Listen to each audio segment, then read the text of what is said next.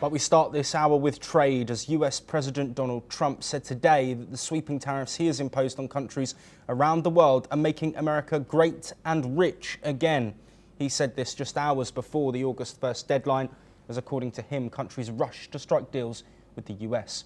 Trump also claimed that a year ago America was a dead country, but now it is the hottest country anywhere in the world. This continues the narrative that his trade policies have revitalised the US economy. Let's listen to what the president had to say.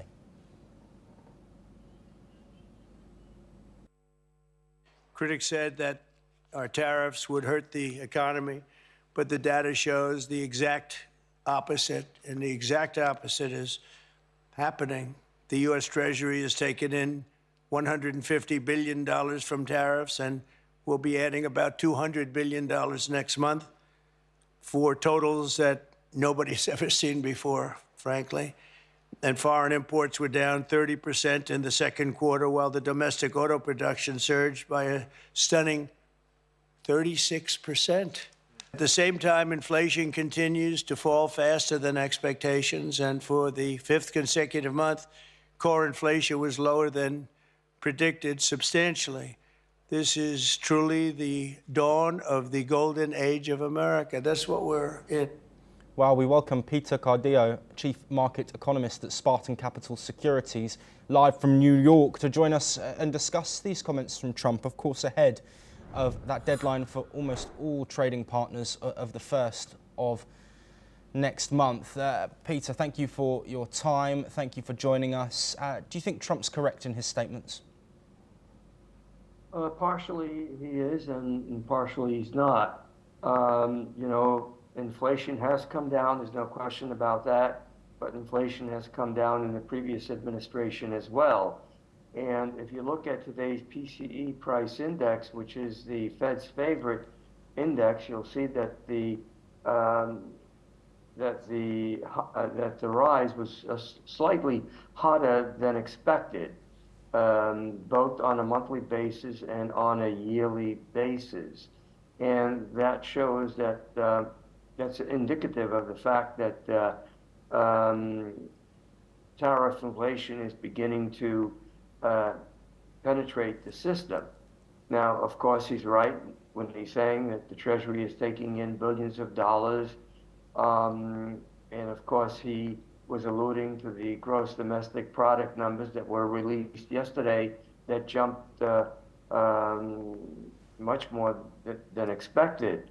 At 3%, the economy grew in the second quarter at 3%. But there's a reason for that, and that reason is that with the Treasury taking in all this money, the deficit, obviously exports are lower, the deficit has shrunk.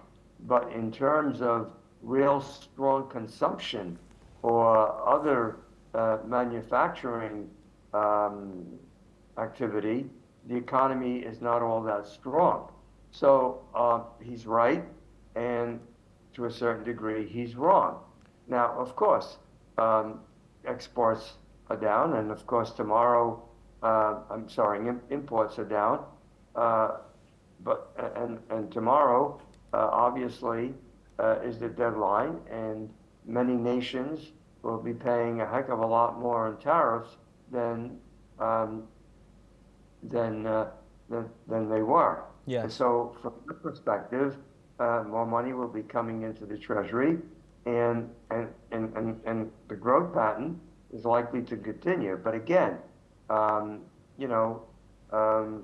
Fed yesterday remained with their present monetary policy. Rates were unchanged, and they did also allude to the fact that the economy slowed somewhat. So I think it's a contrast, and I think this contrast is between the reality of tariffs and the reality of growth and the reality of inflation. Yes. So if you add it all up together, right, that just means that the Fed is likely not to be as generous as the markets would like them to, be, and of course, as Trump would like them to be. And that means restrain consumption and restrain manufacturing growth.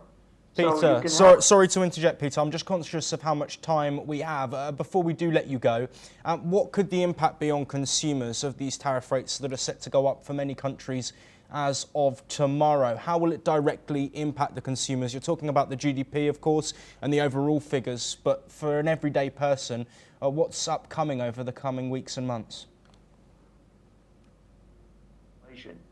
So the consumer then will probably continue to remain cautious and not likely to overspend.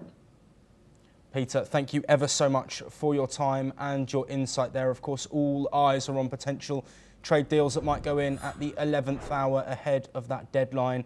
Of course, that could have huge ramifications to the global economic market. But we move on now.